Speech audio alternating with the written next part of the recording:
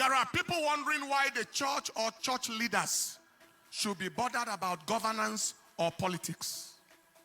That is very absurd, very ridiculous. It is as ridiculous as asking why a person should be interested in the sanity of the pilot that is to fly him in an aircraft. Or why a person should be concerned about the expertise of the surgeon that is to perform a major operation on him. Or why a person should be worried about the health and hygienic status of the caterer that serves him food. Please understand this. Anyone who is not concerned about those things that concern his existence is a concern himself. The silence of good people is more wicked than the actions of bad people. Evil thrives when good people are silent, and most times silence is taken to mean consent. No one is permitted to keep silent when their destiny is being decided. You don't keep quiet or silent when your destiny or your welfare is being decided. To keep quiet when your destiny is being decided, like in a political setting, is to end with an outcome that may not be desirable.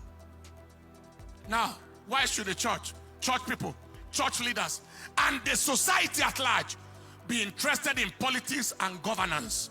Why should we be interested in who heads the government? First, government makes policies, and policies affect the society, and the church is part and parcel of society. So everyone in society, the church and her members inclusive, are at the receiving end of government policies. Second, government's failure places a high burden of care on the church as a religious and charity institution. For example, when people can't pay their children's school fees, house rent, etc., it is not the government they go to for help. It is the church they come to. When a person's loved ones get kidnapped, the church most times is their first point of call for prayer and emotional support. And someone says the church should not be interested. Government's inability, incapacity, and irresponsibility leading to insecurity of lives and properties of the citizens places a high burden of responsibility on the society at large, the church inclusive. Government's policies and actions, listen to this, that forbid religious freedom and facilitate religious persecution and intolerance, especially against Christians and the church, pose very great existential threat to the church.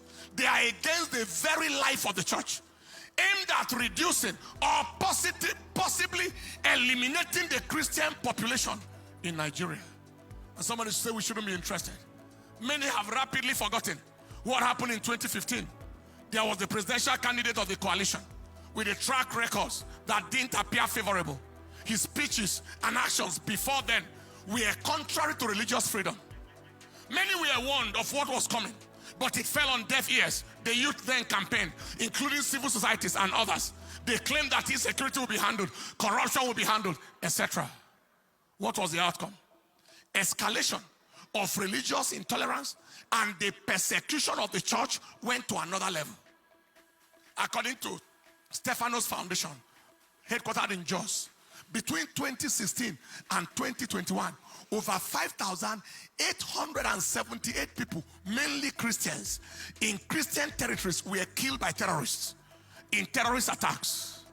Between 2016 and 2021, over 10,715 people, mainly Christians in Christian territories again, were killed by herdsmen, as against 3,041 killed between 2010 and 2015. See the difference. Between 2016 and 2022, there were 11,362 recorded cases of kidnapped persons across the country. Many more are beyond record. This is against minimal, insignificant record of kidnapping before that time. Today, some people say church should not be bothered. When out of the 3 frontline presidential candidates, 2 of them are likely to further anti-church anti-Christian, and in fact, anti-society agenda. One of the candidates is of the same ethnicity, religion, and region as the current leader, under whose watch the nation has experienced such level of unbelievable insecurity, mostly against the church and generally against all. The repetition of the same disaster is not hard to imagine, especially as this same candidate has not condemned any killing once by his people. He has not condemned it once. He has not visited anywhere once to condole with any people. He steps into power, he continues from where it has stopped.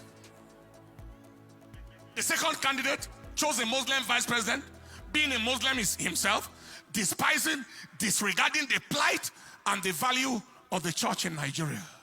The third candidate, the third one, remains the only sensible, only credible way to go. Not just for the good of any region or religion, but for the good of the nation as a whole.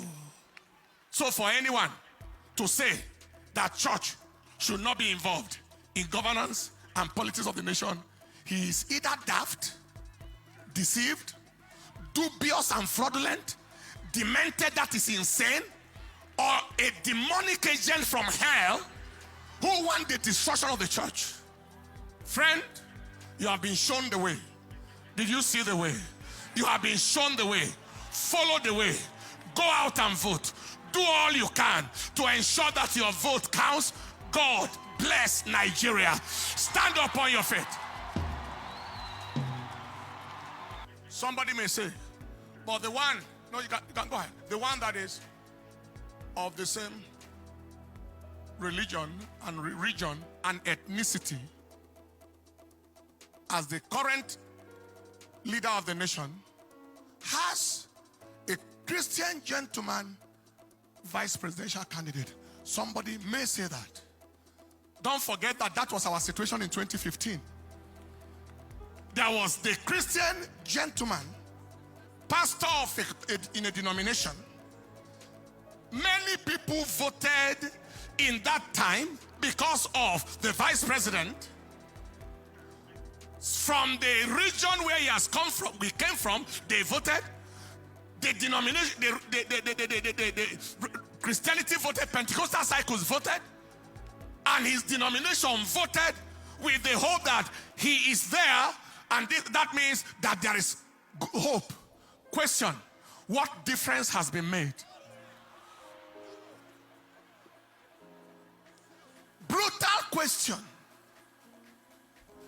To what extent was he able to stop insecurity, to stop the massive killings, the massive persecutions, and the massive anti-religious agenda against Christianity?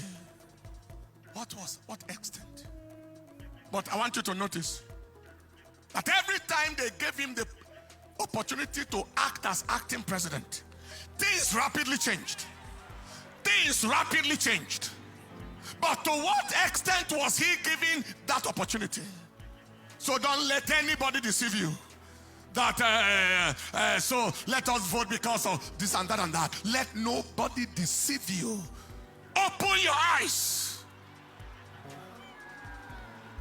We shall not let history repeat in our nation. We shall not let history repeat in Nigeria. Wasn't that vice president, the current one, wasn't he good enough to come out as presidential candidate? Why was he denied? Why didn't it happen?